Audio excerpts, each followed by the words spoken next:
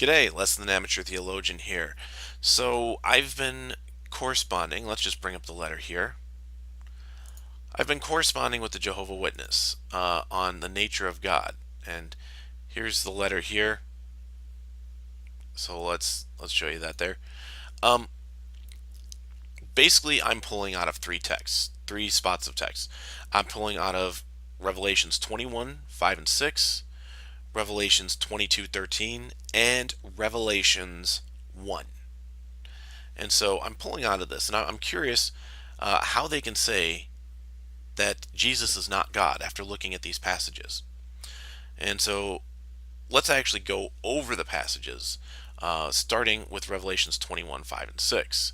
Now I'm using King James here. I love the annotations. That's why I use this. It's the most annotated version, especially when I want to dive into the Textus Receptus and Byzantine manuscripts, which those two actually are what I use when I want to verify Greek structure. Now, I'm beginning some of my studies in Greek here, so my videos will get a lot better once I'm better versed in Greek. But still, as a starting point here, it's not bad. It's not bad when you have tools like this where you can compare. So, verse 21:6 says, I am the Alpha and the Omega, the beginning and the end. So beginning, arche, end should be telos. Okay, an alpha and omega, of course, which depending on the translation, sometimes will spell out alpha, sometimes they won't. 22:13.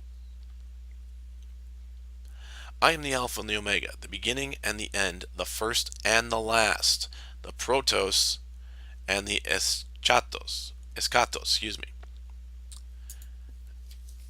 Protos and eskatos, very important to remember. So, okay, protos and eskatos. Let's move back to Revelations 1. Okay, I'm the Alpha and the Omega, beginning and the end, which they will say that is Yahweh speaking.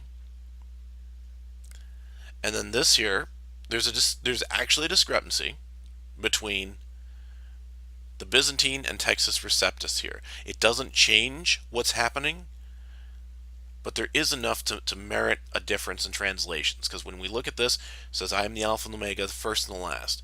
What you see right in a book. Okay, so we'll go back to the Jehovah Witness translation here, New World Trans,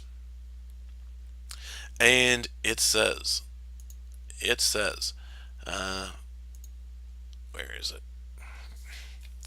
Saying, what you see, write in a scroll, send these to the 7 congregations. Okay, I'm going to give them a pass on this.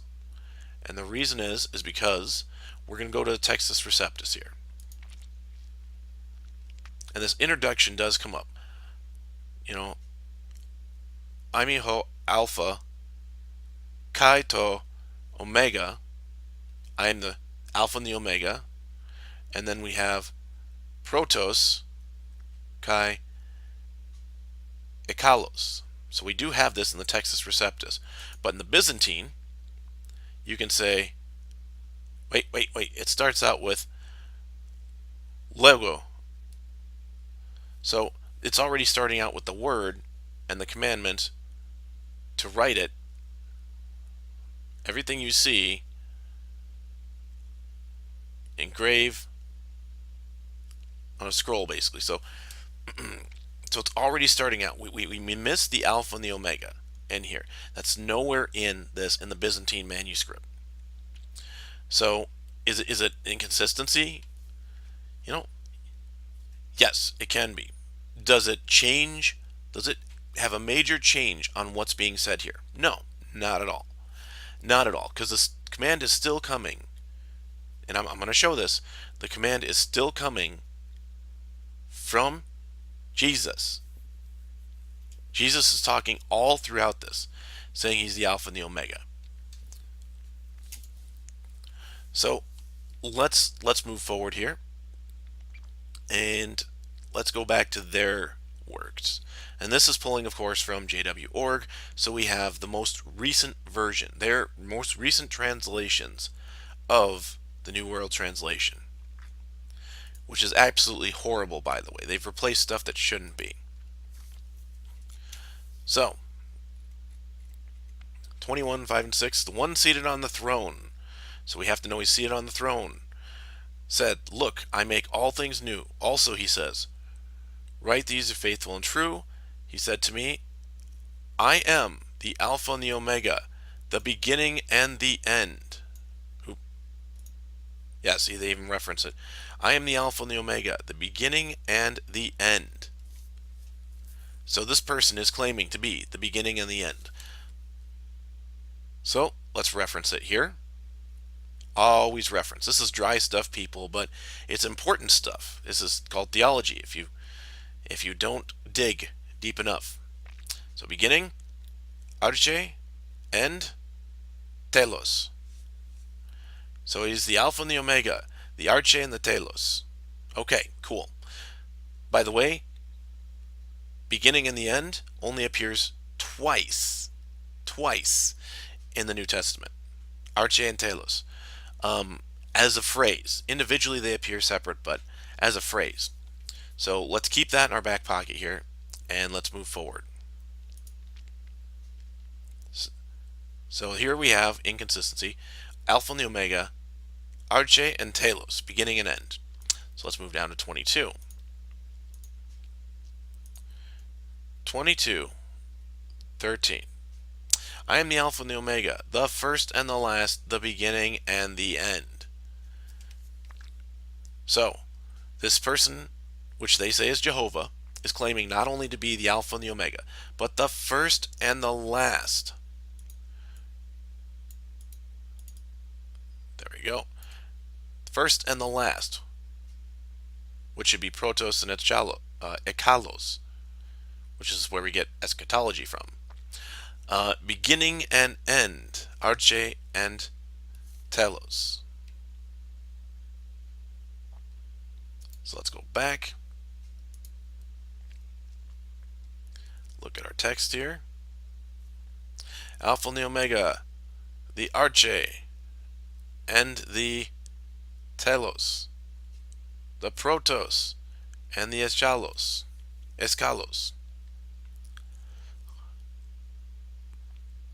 Protos and eskalos. So let's keep those in our pocket as well, and let's move forward. So we're going to move back. We're going to move back to Revelations 1. And here in Revelations 1, okay, all this Alpha and the Omega, they will say that the speaker changes at some point. Verse 11, by the way, verse 11 is an interesting one because most translations that I've come across will actually say, I'm the Alpha and the Omega. So the person who's speaking here is saying to write it in the scroll. Again, if you go into the Byzantine versus the Textus Receptus, you're going to find that there's a difference. Nothing's lost. Nothing's lost. So Byzantine, no mention of Alpha and Omega. Textus Receptus, mention of Alpha and Omega, Protos, and Eskalos, excuse me. So it's not a big deal. We're not losing any teachings over this. But he says, right, and he turns and he sees the lampstands. Moreover, he heard the sound of the feet, and he had in his right hand 7 stars. So he's describing this person. When he saw him, I fell dead at his feet, and he laid his right hand on me and says, "Do not be afraid. I am the first and the last, the living one, and I became dead." This person is claiming to be the first and the last. So, this is verse 17. Let's see what it says. Verse 17.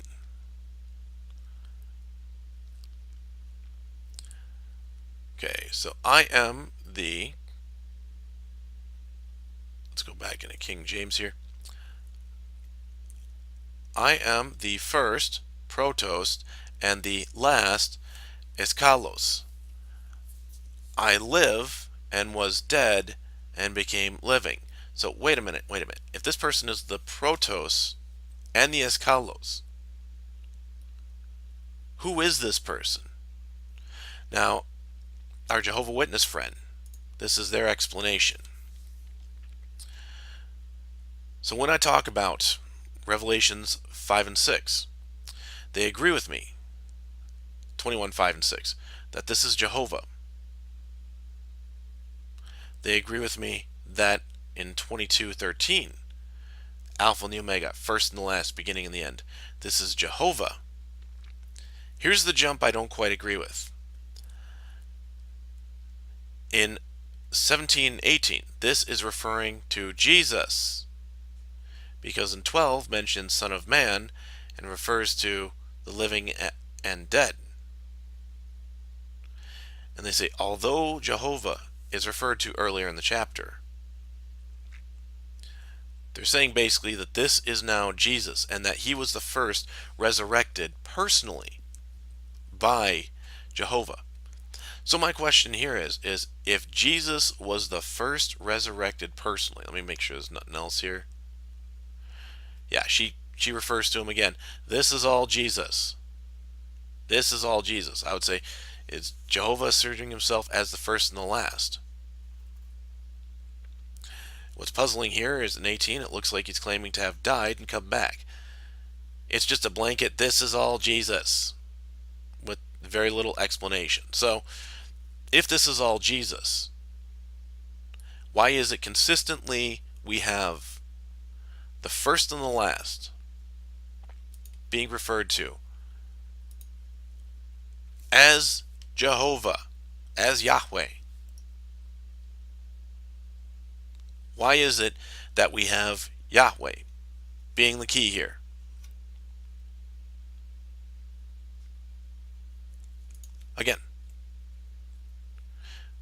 Again, actually, we'll use theirs. Again, we have 21, 5, and 6. I am the beginning and the end. 22. 13. I am the first and the last, the beginning and the end. 1.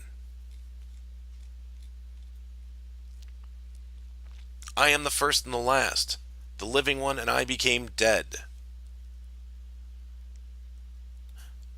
So, if first and the last are only used twice,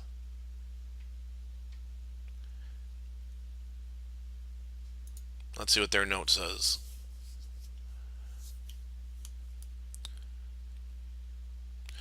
They're saying, angel of the congregation in Smyrna, write these things. That he says, the first and the last, who became dead and came again. So that doesn't really give us anything else. But we have it being said here, first and the last, first and the last, first and the last. Consistently, this is referring to Jesus. But if this is conferring to Jesus, why is it? 21:13. We have, I am the Alpha, the Omega, the first and the last, beginning and the end. Why is it God is claiming all of these as himself if he is not Jesus? Because that's a very important distinction to keep in mind here. So to my Jehovah Witness friends out there, I would be curious what you have to say on this, because it looks very clear here that this is Jesus here, claiming not only to be the Alpha and the Omega, but the one who died and came back. The one who conquered death. Understanding the nature of God is very important. It's especially how false religions and how cults get started. They say something and then they jump off the deep end with something else. And in this particular case, I believe strongly that there's enough evidence here to say that Jesus is the Alpha and the Omega. Now, this is without going into history. This is without going into any of the, just taking the word, using a Greek reference, taking the word and actually trying to understand it, not interjecting anything, actually trying to understand it in its own consistency. So we're seeing here that Jesus is the Alpha and the Omega. He is Yahweh. He is the God of the Old Testament. He is Emmanuel. God is with us. These are all things named Jesus. So with the Bible as a whole, I can't understand how someone could give me an answer saying that all this refers to Jesus, but Jesus is not God. Comments below as always. Keep it clean, guys. And less than the amateur theologian saying, keep reading, keep studying. God bless.